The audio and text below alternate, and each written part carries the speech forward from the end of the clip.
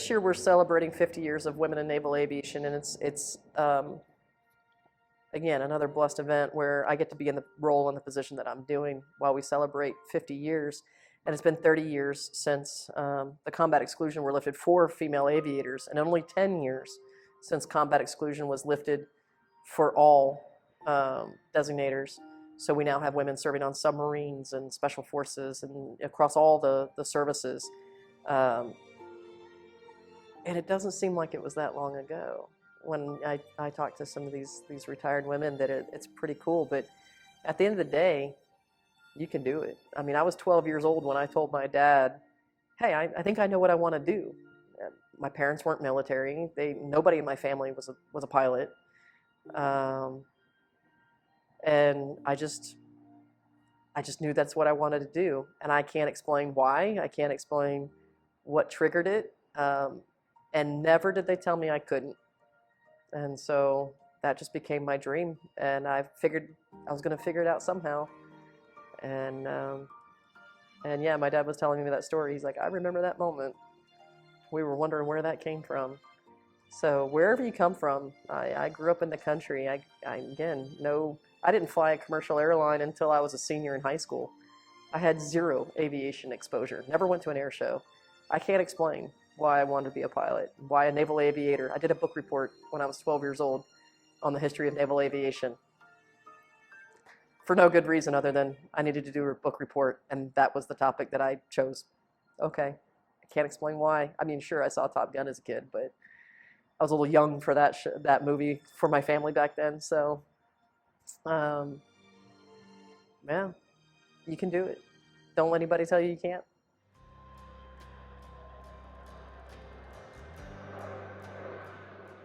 Well, 2023 is, we're celebrating 50 years of women in modern military aviation. And I say modern because we did have women in the WASP that was formed in 43 and then disbanded. So, but that's a huge milestone for 2023 is the 50-year anniversary of women military in modern aviation. And it's also the 30-year anniversary of women in combat aviation. I was actually called by Wolf Blitzer early 91, and he said that, he wanted to do an interview. And I said, well, if you let me talk about what I want to, and he said, okay. And I said, well, I was in a non-combatant aircraft in a non-combat mission. I ended up in a life raft in the middle of the South China Sea getting shot at by a North Vietnamese frigate, and I was pregnant. And why does it, if I could do it, anybody can do it. I did it to survive and successfully, and that started a ball rolling about why do we have exclusions for women in combat aircraft and in combat scenarios.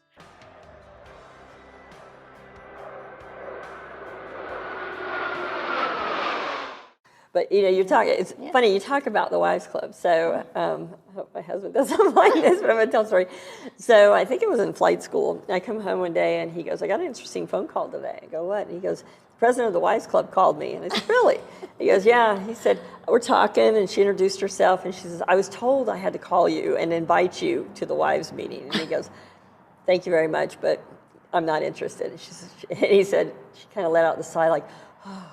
Okay," like relief that he didn't want to attend, but the CEO had called her in, and because that was new to the community. I mean, Kathy Osmond was the first woman I met when I came down to flight school, and she was married to Ken, and he was a civilian. My husband was a civilian, so that really,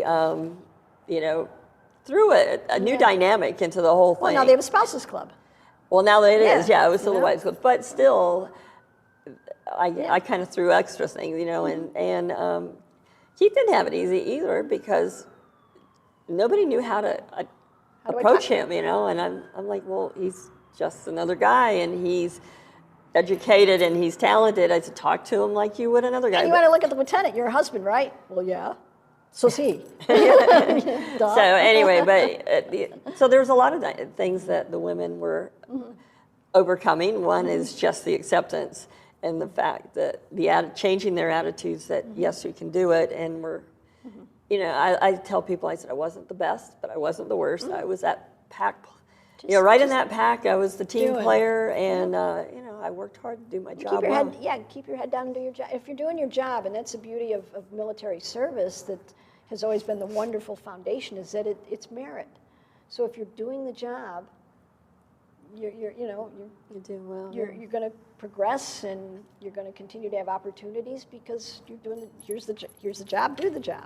And I think too is after '93, I think where with combat, with the exclusion law lifted, and later on, I think what was more surprising to me as I went on into the Navy, because at '93 I was halfway through my career pretty much, was that some of the attitudes that we encountered early on, such as, OPSO in my first squadron, opened up my NATOPS, and there was still a bunch of flight cards from my flight school, and he goes, you don't need these in here, and he says, but wow, I looked at him, and you did pretty good, and I'm like, okay. I mean, it was surprising. I mean, why is that so surprising? I mean, would you do that to a guy? Anyway, so those you could accept because it was still early on. They had most of their career had been served without women in the aviation, and so we had to give some understanding and consideration to that. But after '93, and even still today, it's really surprising because most of the people in the Navy now have always been in the Navy with women. And so I think that's where you see a lot more fierceness coming out of the women going, well, wait a second, why this is not acceptable anymore. And it shouldn't be. I mean, we've been, like I said, It's long enough. 50 years. So Let's get with the program. let's get with the program.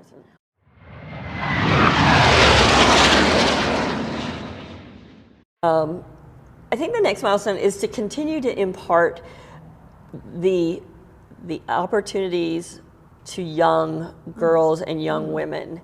Movies are helping; they're showing that, but there's still a lot of ignorance in the true sense of the word that women can fly. There's still that awe. Which Why do you not know that? Why do you not know it? And I guess it again, depends on where you're at and what you're growing up. But I think that. But I think sharing the past battles is important. So if they show up again, then people can go, we already fought that battle I mean, we're once. done. We're done It's with like that. the pregnancy thing. I'm like, why are we rehashing this? Some of those issues that we had, we saw and maybe experienced are showing up again.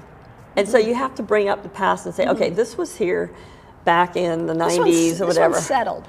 And this is settled what it. was settled. So, don't forget that. So sometimes those lessons are forgotten. So I think the next milestone is that society as a whole accepts the fact that women can fly and do the job. If they're able to do it, let them do it. If they're not, don't lower the standards, because if you lower the standards, you're jeopardizing their lives and their safety and the safety Anybody of else who's with them. Exactly. If I'm flying a crew pilot, I want my pilot to be a strong pilot. I didn't want him to get in or her to get in because she was a woman or a man or something like that. Because it's like, well, wait a second, that's my life, or it's my crewman's life, and all those other the But passengers in the back. the qualifications have been learned over time and learned through many accidents and troubles and trials. And so you know what it takes to be a good aviator. This is what it takes. And no, you don't lower the standards, because then you will shine spotlights back on things. And that was back to that point too of some of the women that when the spotlight was on and the pressure was really hard for some of the very first, and there were problems. Some women were pushed too fast. It should have taken a breath and said, are we really ready here? And and lives were lost because politics gets in, and you want the headline and the other things, and sometimes it's just make sure you know what it is you're looking for, that you've got it right, you've selected the right people, you've trained them right, and they're ready. And if they're not ready, you have to say, I think you need you need to go back and have some more training in this area. I'm not on a timeline to push you, so that we can say, you're going to deploy with this carrier, and then there's a problem. Yeah.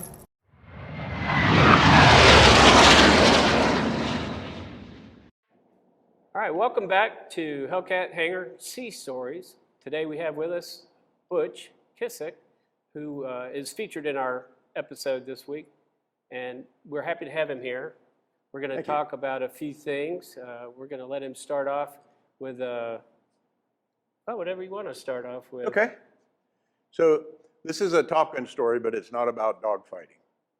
So when I went to Top Gun, I went on a contingency. They sent a regular crew from VF-211, and they had enough money, so they sent me and Kim Callahan as a spare.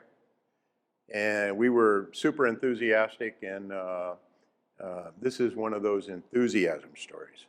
So go through the ground school, do all the stuff. When it comes time to actually fly, we go man up a jet, and our modus operandi was that we would be there first.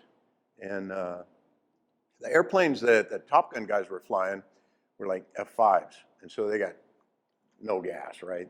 They were very skosh on gas all the time. And so we said, hey, we're going to optimize our chances of going flying if we're already down in the hold short waiting for those guys when they get there. And we knew that some of the crews from the East Coast were having maintenance problems and stuff. So as soon as we were done with the brief, we skipped lunch, we do everything. We just go jump in a jet, start it up, and get down to the hold short. Well, the Top Gun hangar in those days was right next to the hold short area. So Claw and I were looking to, because we knew we were the spares, so we wanted to have fun too, right? So we decided on the first day that we would have a matching pair of sunglasses on. So we go down to the flea market and we get these green lime colored sunglasses and we put them on. And then we got our visors down.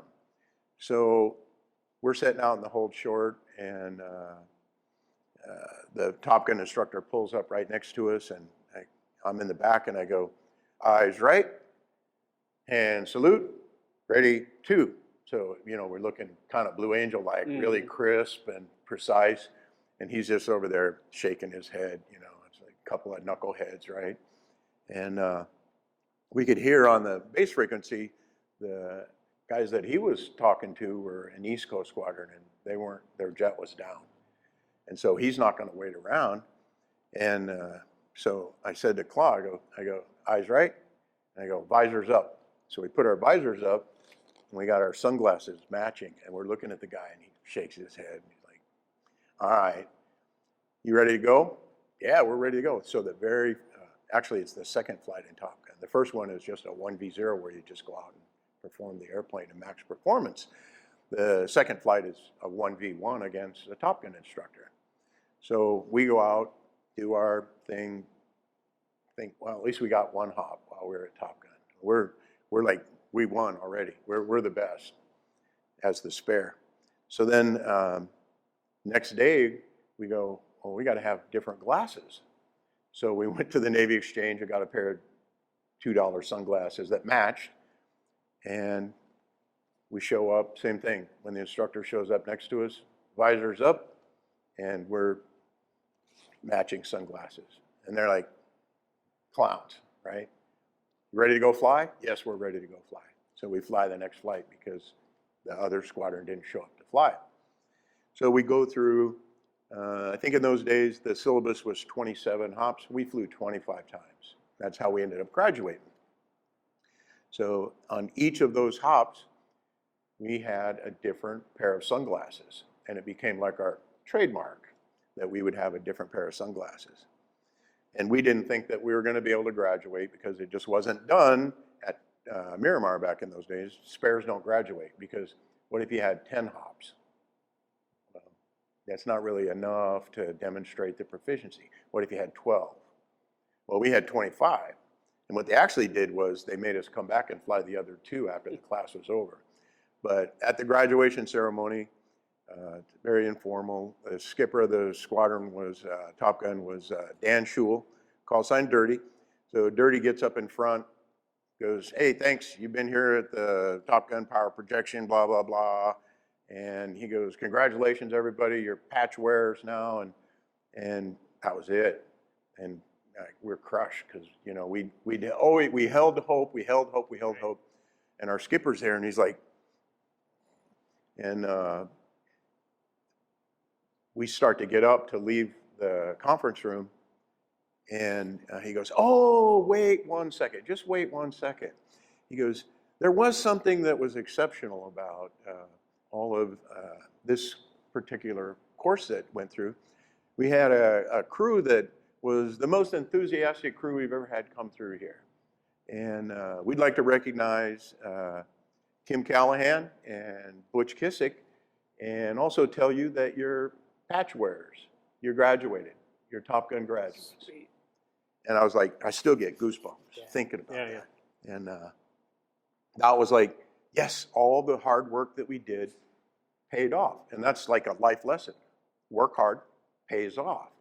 And the last surprise was at the end, he goes, "Oh yeah, attention to orders," or whatever. He comes up, he sticks the patch on us. I'm like, we don't have to wear the spare patch anymore. And he goes, "About face." We turn around and all of the Top Gun instructors are in the back and they have matching sunglasses on. And they're like waving at us going, just That's they were hilarious. recognizing us. Yeah. And to have the bros do something like that for you was the best recognition that we could have got. It was almost as good, seeing all those guys wearing matching sunglasses was as good as graduating from Top Gun for me. You had to make an effort to do that. Yeah, we had to bust our ass because 2 jets turning and ready and flying. Plus we had a primary crew that maintenance is dedicated to the primary crew. Right. So if their jet went down, we would have to give them our jet so they could jump in it. And they never did. So kudos to the maintenance department of VF 211 back in those days. They made it happen for all of us. So That's awesome.